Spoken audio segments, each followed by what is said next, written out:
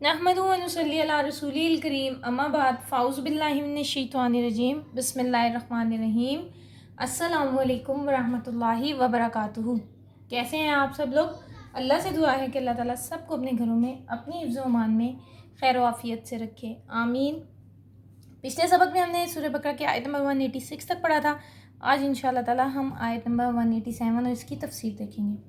तो अपना सबक शुरू करते हैं। रब्बी इश्रह ली सदरी व यस्सिर ली अमरी वहलुल उक़दतम मिन लिसानी यफ़क़हू क़ौली रब्बना ज़िदना इल्मा अल्लाहुम्मा फ़क़्हिना फ़िद्दीन इलाही आमीन या रब्बल आलमीन। सूरह बकरा है, आयत है हमारी 187 और पारा है हमारा दूसरा। उहिल्ला लकुम लैलतस्सियामी सियामिर रफ़सु इला निसाइकुम हुन्ना लिबासुन लकुम व अंतुम लिबासुन लहुन्ना। रोज़ों की रातों में तुम्हारे लिए अपनी औरतों के पास जाना जायज़ कर दिया गया है। वो तुम्हारी पोशाक है और तुम उनकी पोशाक हो।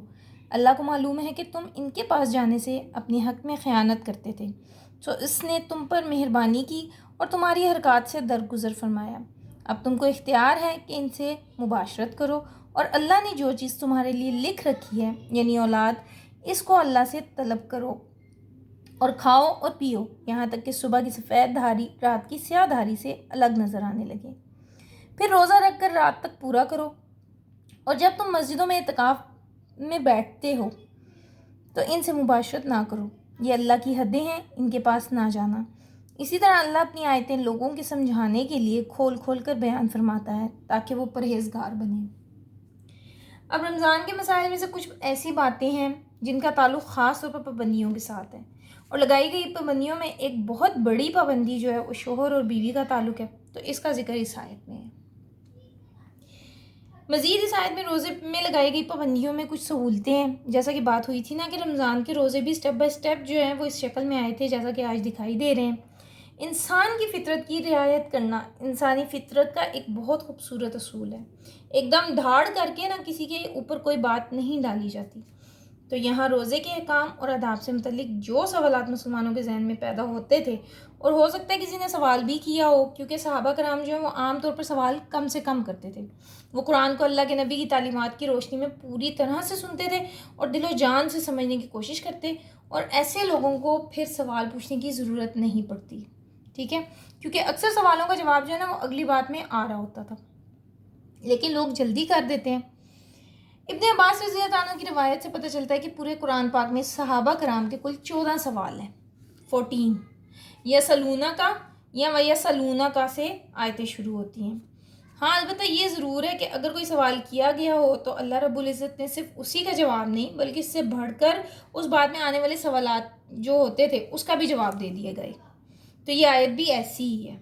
अब देखिए, उहिल्ला लकुम तुम्हारे लिए हलाल किया गया, तो पता क्या चला कि पहले ये चीज़ हराम थी। ठीक है, बुखारी की रिवायत है कि बिरा बिन आजिब से कि इब्तदा में जब रोज़े फ़र्ज़ किए गए थे तो इफ्तार के बाद खाने पीने और औरतों से ताल्लुक़ पैदा करने के लिए सिर्फ उस वक्त तक की इजाज़त थी जब तक इंसान सो नहीं जाता था। सो जाने के बाद ये चीज़ें जब यानी सो के उठता था तो हराम हो जाती थी।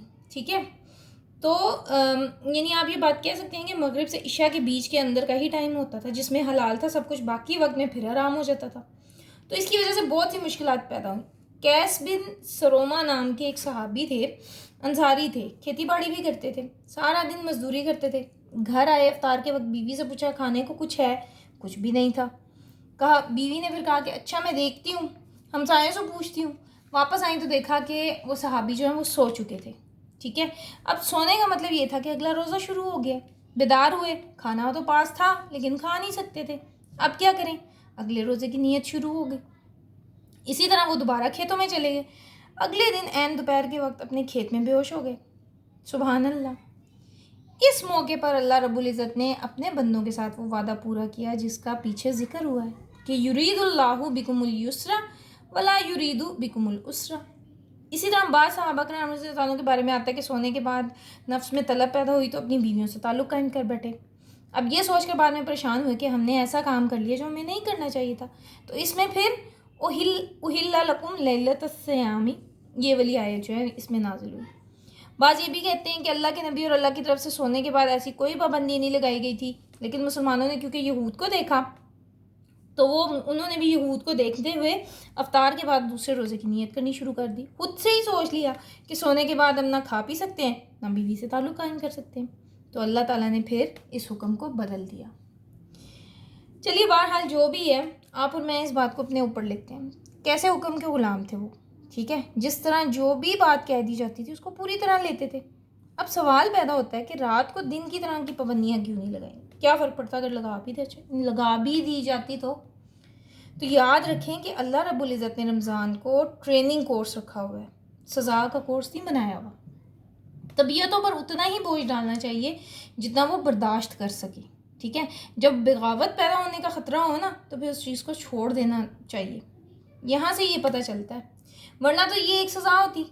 تو جب کسی کے اوپر اتنی سختی کی جائے کہ وہ بھاگ ہی جائے تو اسے بہتر ہے کہ سختی جو ہے اس میں تھوڑی سی نرمی پیدا کر دی جائے، سختی تھوڑی کم کر دی جائے، ٹھیک ہے. بہرحال یہ بات تو ہوگی رمضان تک، لیکن یہاں پہ ایک جملہ بہت خوبصورت ہے اس آیت کے حصے میں کہ انتم لباس لہن وہن لباس لکم. سبحان اللہ. اب دیکھیں شوہر بیوی ایک دوسرے کے لباس کیسے ہیں؟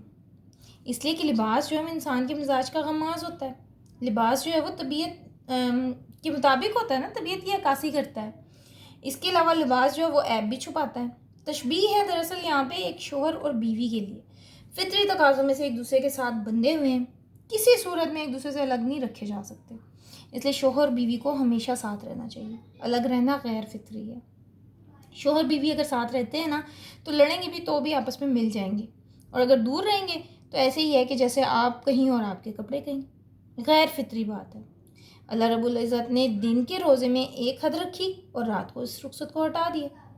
پھر اسی طرح آپ دیکھیں کہ برہنہ رہنا کسی کو اچھا نہیں لگتا، تو بغیر شوہر یا بغیر بیوی کے رہنا بھی پسندیدہ نہیں، ٹھیک ہے. اور جب انسان شوہر بیوی کا رشتہ توڑتا ہے نا تو پھر فری سیکس بھی ایجاد ہو جاتی ہے. یہ بھی آپ سن لیں. اور جب لباس پیچھے ہٹا تو جانوروں کی سطح پر آ گئے. اب آپ دیکھ لیں کہ جسم بھی ہے جو ہے وہ وقت کے ساتھ ساتھ بڑھتا ہے. ایسی بات ہے، بڑوں کے کپڑے بڑے ہوتے ہیں اور چھوٹوں کے کپڑے جو ہیں وہ چھوٹے ہوتے ہیں. تو شوہر بیوی جتنا ایک دوسرے کے ساتھ رہتے ہیں نا اتنا ہی ایک دوسرے کے ساتھ کمفرٹیبل فیل کرتے ہیں. نیا کپڑا جو آپ دیکھیں سخت چبھتا ہے. نیا پیارا تو بڑا لگتا ہے لیکن چبھتا بھی ہے. تو نئی شادی جو ہے وہ کیسی لگتی ہے؟ یاد کریں ذرا اپنی. تو بعد میں کیا ہے؟ اب وہ لاڈ چاؤ تو نہیں ہے کہ روز پھولوں کے گجرے بھی آ رہے ہیں، آپ کو کھانا بھی کھلا رہے ہیں، لیکن کمفرٹیبل ہو گئے ہیں. شروع میں بات بات پر جان نکلتی تھی کہ ہائے اب کیا ہوگا، ان کو اچھا لگے گا یا برا.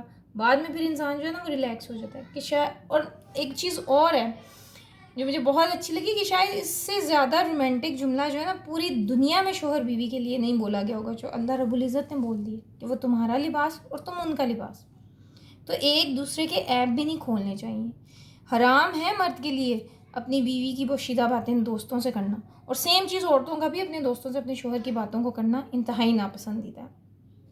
آپ دیکھیں کپڑا کب بنتا ہے؟ جب تانا اور بانا بنتا ہے. ایک سیدھا جاتا ہے تار اور ایک اپوزٹ جاتا ہے. شوہر اور بیوی بھی ایسے ہی ہیں. اتنا نازک رشتہ ہوتا ہے نا، یہ خوبصورت بھی ہے. پھر آپ دیکھیں لباس سردی گرمی سے بھی بچاتا ہے، موسم کی شدتوں سے بھی بچاتا ہے. تو شوہر کو بیوی کو اور بیوی کو شوہر کو گرمی کی شدتیں یعنی ارد گرد کے ماحول میں ان کے خلاف جو باتیں ہو رہی ہوتی ہیں نا، اگر ان کے حق میں ہیں تو یعنی یا ان کے خلاف ہیں تو بھی ان کو ایک دوسرے کو ڈیفینڈ کرنا چاہیے، ٹھیک ہے. کچھ لباس تو دشمن سے بچانے کے لیے بھی پہنے جاتے ہیں جیسے زرہ وغیرہ. تو مرد کو بھی اپنی بیوی کے اوپر ناجائز جو باتیں کرے اس کے اوپر اس کی سائڈ ضرور لینی چاہیے. اچھے مرد جو ہے نا وہ ہمیشہ اپنی بیویوں کے ساتھ اچھے رہیں گے، اور اچھی بیویاں ہمیشہ اپنے مردوں کے ساتھ اپنے شوہروں کے ساتھ بہتر ہوں گی. تو اللہ رب العزت سے دعا ہے کہ ہم اس رشتے کا صحیح طرح سے استعمال کریں. صحیح انتخاب نہ ہونا. لباس کا مطلب کیا ہے؟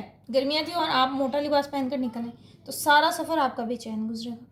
اور سردی میں آپ پتلے کپڑے پہن لیں تو شوہر بیوی کا انتخاب جو ہے نا وہ کپڑے جوڑے خریدنے سے بھی زیادہ مشکل ہے. کتنا وقت لگاتے ہیں آپ ایک سوٹ تیار کرنے میں، سجانے میں، سنوارنے میں؟ رشتہ تو یہاں فٹافٹ ہو جاتا ہے، چاہے اس میں کچھ بھی عقل نہ ہو اس آدمی میں. لیکن کیونکہ وہ گاڑی میں آیا تھا جس کی گاڑی بہت بڑی تھی تو پھر کیا کہتے ہیں لڑکی کو دیکھنے وہ بڑی گاڑی میں آئے تھے تو اس لیے وہاں رشتہ کر دیا. تو اللہ سے دعا ہے کہ آپ کو اور مجھے ان رشتوں کو صحیح طرح سے نبھانے والا بنا دے، آمین. باتیں اور بھی بہت ساری ہو سکتی ہیں لیکن فی الحال ایک آخری بات اعتکاف کی بھی ہے.